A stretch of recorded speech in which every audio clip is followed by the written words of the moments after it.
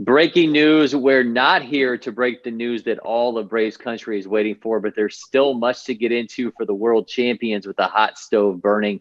Welcome into Battery Power, Cory McCartney, along with Grant McAuley. And Grant, noted early shopper Alex Anthopoulos was added again, adding some catching depth as the first notable maneuver of this offseason.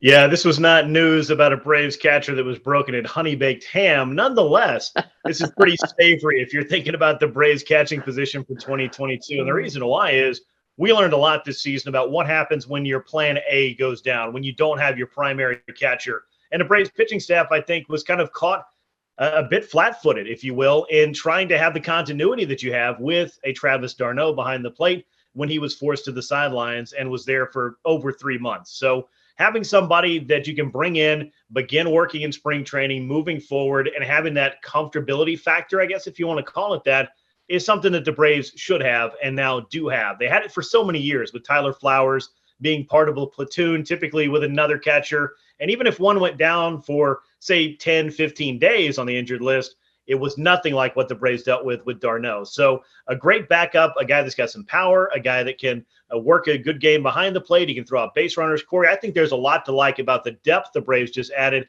and the fact that they went out in a very slim catcher's market and may have gotten the best guy, in my opinion.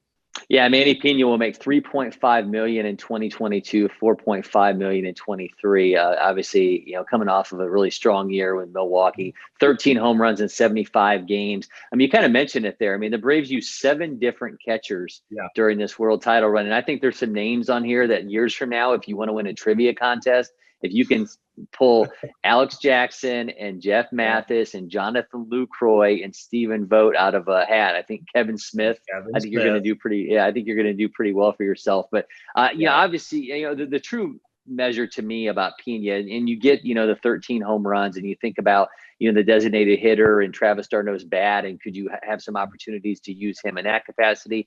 But defensively is where you're going to get your real value with Manny Piña. You look at what he was able to do this past season. He ranked 11th among catchers this past year with a 0.9 defensive WAR.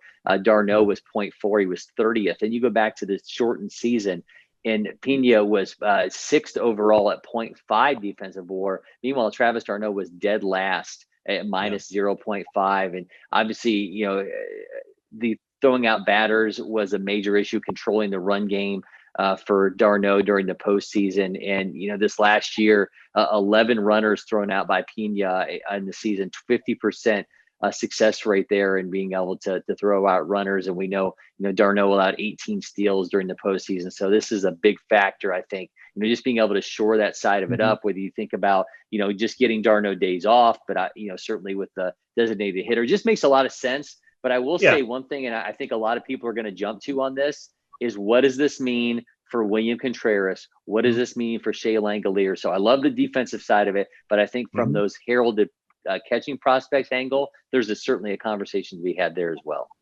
Yeah, and we're going to be having that conversation, I think, for a little while, but I'm not sure that either William Contreras or Shea Langeliers, who had just gotten to AAA at the end of the season in 2021, I'm not sure that either of those guys were going to be factored into a platoon in which they were going to be asked to catch 50% or more of the games. And I'm also not sure if either one of those guys benefits from necessarily catching every 5th or 6th day at the big league level. But I guess there's a conversation that you could have. Maybe it is worth that to kind of serve an apprenticeship, if you will, on a staff and with a catcher like Travis d'Arnaud, who, while you do talk about the defensive metrics and some of the things that don't necessarily set him apart, I think it's his game calling and a comfort factor that a lot of the pitchers have with him that you may not see that on a stat sheet. It's just kind of one of those intangible things, the comfort level that you have working with him, even if he's not the best framer in the league, which clearly the metrics will point that out and bear that out. But it's still the experience factor I think that the Braves want and that they need, which is why you double down on that by having Manny Piña and adding him to Travis d'Arnaud, even though you do have a couple of great catching prospects. But Langeliers, to me, is still a full year away from becoming, I think, the heir apparent, that starting catcher that you might envision him being. I can't imagine that happening before 2023 as it was before you extended d'Arnaud and before you signed Manny Piña. So I think this is just trying to build the consistency and continuity behind the plate and figuring out other things as you can and as you need to going forward, knowing, Corey, as we saw last year, injury can change plans in a hurry. I think with Langeliers, a lot of people will look at the offensive numbers, and you saw this guy hit 22 home runs in Double-A last year before he, moved up to Triple-A, 128 weighted run rate plus in Mississippi, and you think, okay, this guy's ready to roll. But I think you said it there, and this was one of the things that really stuck out. I think when we saw Contreras struggle was that you can catch, you can know how to play the position defensively, you can hit, but it is the game calling, and it's that being able to kind of have that aspect of it, because I don't know how many times I've talked to young catchers where they say they don't really get a chance to call games, understand the whole concept of calling games until they get into Double-A, until they get into Triple-A. Mm-hmm. And obviously, Contreras was thrust into a position last year. He didn't necessarily have that opportunity to come in and learn alongside d'Arnaud and pick up on stuff before he was just said, okay, here you go out and do this job. So I think that's a big part of it too. I am a little surprised though, because I thought maybe they were going to be in a position where one of those two, Langeliers or Contreras, was going to get an opportunity in the spring to maybe get that secondary job and be alongside of d'Arnaud for the year. I was a little surprised that they jumped to this quick to get Piña, but you're the defending world champions. You can get better in a position and you go out and you do it.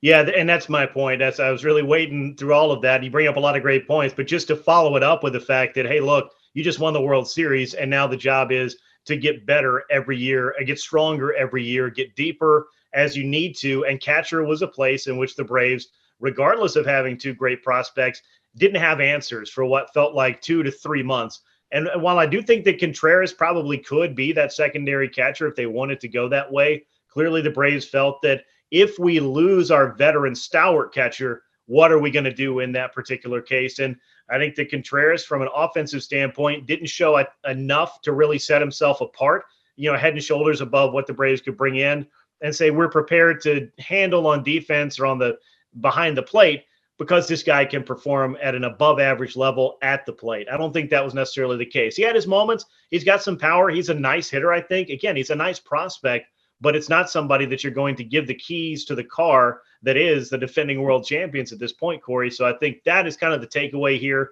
You just felt that you needed more, and you needed somebody who was battle-tested and proven, and Manny Piña is certainly that, and they'd already made the decision to bring back Travis d'Arnaud. So again, it's doubling down on this depth and having veterans to handle the pitching staff over the course of a long season. There's value there, even if it doesn't necessarily bear out on the stat sheet to show that the Braves are always having the best catching situation. I did find it surprising going back, and this has been pointed out a few different places, the Braves have gotten a lot of value from behind the plate. I know you and I have talked about this. Some of the platoons that, Tyler Flowers, who was a bit of an enigmatic character for a lot of Braves fans who were either real hot or real cold on him. There really didn't seem to be a lot of in between, but he was a guy that, along with a Brian McCann or an AJ Pierzynski for a number of years, gave the Braves, or Travis d'Arnaud, gave the Braves productivity behind the plate, and two veterans at that. And I think that's just the kind of variable or the kind of equation that the Braves want with as few variables as possible. So there is my analogy.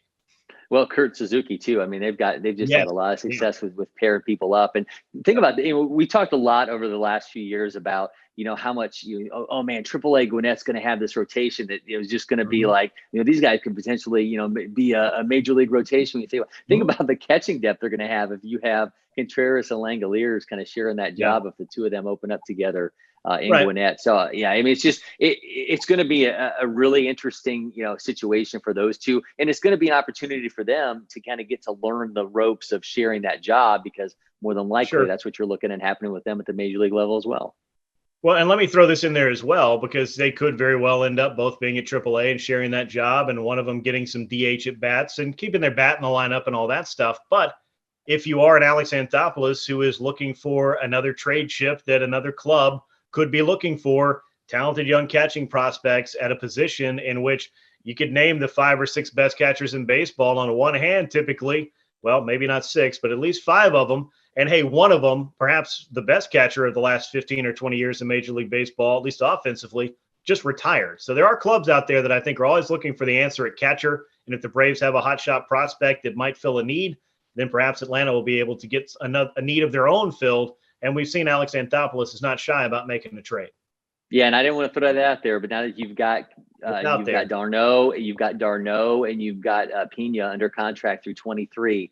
That certainly opens up an entirely new conversation for the Braves when it comes to what might happen with those catchers.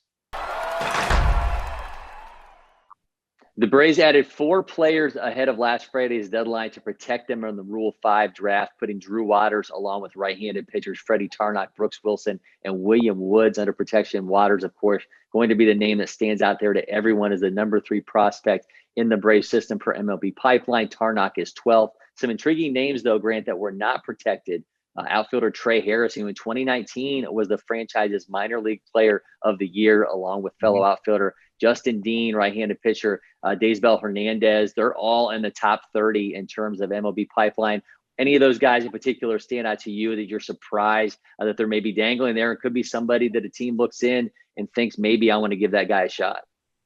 Yeah, I mean, there's always some guys that are going to be on that top 25 or top 30 prospects for every club that you just can't protect. They're kind of those fringe players. And I think that Harris is one of those. Of course, we're going to talk a lot about Michael Harris because I think that he has gotten everybody's attention beginning really with the 2020 shortened season in which he seemed to just kind of take center stage, if you will, for the Braves. But if I'm looking at, what exactly went wrong for Harris in Double-A last year, I just felt like maybe it was just the overall game just seemed to take a step back. He wasn't getting on base at quite the same rate. Obviously, the average dropped sharply. And production-wise, extra base hits were fewer and further between.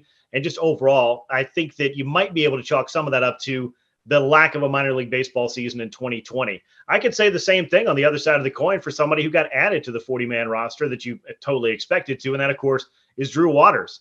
Other than a pretty good hot streaks at some point in the first half that kind of had Drew looking like maybe he was starting to establish himself in AAA, it was a challenging year for him. So I don't want to take too much away from 2021 that tells me that somebody's stock is at an all-time low or that they're no longer in the plans of the club, but there's only so many spaces on that 40-man roster. And some of these guys you get excited about because you watch them for a number of years, but a lot of times you're able to sneak most of those through. So there's not much I expect to come from this. Could the Braves lose a prospect or two in this? Yeah, but I also feel like they kind of calculated their risk just right based on performance last year. You didn't have anybody that looked like that standout guy that for some reason just isn't getting a shot on the roster.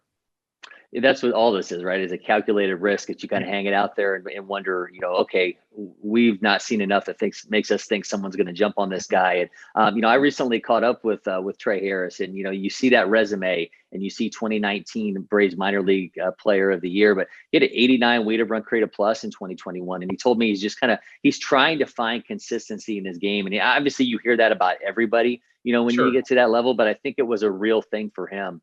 Just trying to find that. And obviously that team, that Mississippi team that he was a part of was just so successful. It was probably easy to, kind of get lost in the shuffle there at times. Dean, interesting, a 30% K rate from him. So I think you understand the reason for kind of dangling him. But Hernandez could be really interesting. He's a guy that struggled with control. He's at a 4.41 or higher walks per 9 in 4 of his 5 professional seasons, but he's also racked up, over 11 Ks per 9 this past season too. So that's kind of like that, that pitcher that you wonder, okay, is somebody going to give a guy like that an opportunity, an arm that could be taken away? But again, it's just all being calculated with your wrist right here, and wondering if you've got enough info on this guy that you can put him out there and believe that someone's not going to swipe in and take him. Yeah, and you got to think about when you make that Rule 5 pick, and of course the player could get returned at the end of spring training, and basically all you did was just pay a nominal fee to try a guy out. I mean, those are the kind of things that happen, and we've seen it before. But I mean, every once in a while there's a Rule 5 guy that clicks, but having to carry them on your big league roster for the entirety of the season or having to offer them back to the original club, that I think is the part that, as excited as you can get about maybe getting a Rule 5 guy that's tantalizing, or as upset as you can get about losing a guy that maybe you wanted to stick around, there is the off chance that he could return. So, hopefully for Trey Harris, it's just an opportunity to regroup in the offseason. Again, I don't want to make excuses for every minor league baseball player, but I can't imagine that not having the 2020 season, the normal 2020 season, did not affect guys, particularly hitters. I feel like for the pitchers, maybe you were able to stay on more of the same regimen or create a regimen that was more beneficial to you. But for hitters in particular at those alternate sites, I heard it was kind of just like Groundhog Day. And that doesn't sound like a fun way to play, even though baseball season's already a grind and it may already feel like that a little bit. It's a little bit different when at least you go onto the field of play against a team that's different than yours, wearing different uniform than yours, not living in the same area where you live, having that competition that brings out, I think, the overall side that every player is looking for, to have that edge to take their game to the next level and to just continue to get up those valuable reps. And I'm not sure that the alternate site is something that lent itself to a lot of hitters having the best opportunity to come into 2021 feeling prepared, if nothing else. Well, I'll tell you, everyone listening, if Rule 5 conversation is boring to you, I've been in the room for the Rule 5 draft. And if you think this is boring, the actual room of the Rule 5 draft, far more boring. It's over with and you didn't even know what happened. It's over and you say, what just happened? Well, the Rule 5 draft just happened. So. But I will tell you this, I was in the room when Josh Hamilton was drafted in the Rule 5, and I remember the buzz that there was in that room, because it was basically the writer's room of the winter meetings back in, I guess it was 2007, and I'm pretty sure it was 2007 because he was taken by the Cubs, actually, from the Rays, then traded to the Reds, and of course, he went on to have a very good rookie season for Cincinnati, and of course got traded over to Texas, and that's the Josh Hamilton story we can save for another time. But I guess what I'm saying about the Rule 5 is that it was just going on in the background. They're just calling names for the first few rounds. And the later times I listened to it, it was just being broadcast live on MLB.com. It was quite boring. But every once in a while, you have that Rule 5 success story. A guy like David Ortiz was a Rule 5 pick. A guy like Roberto Clemente, remember him? He was a Rule 5 pick. So there are some, Johan Santana, there are some success stories in the Rule 5. And I think it's always tantalizing to think maybe we got the next one of those. A little bit closer to home, Dan Winkler, maybe a little more toned down, but certainly the Braves had success with Rule 5 picks as well. We're just getting started this offseason, the World Champions, so make sure you keep coming along for the ride with us here on Battery Power. I mean, subscribing to the Talking Chop YouTube channel, turning on those notifications so you get an alert every single time that we drop a new episode. I'm Cory McCartney. He's Grant McAuley. We appreciate you guys watching, and we will see you in next time, Braves Country.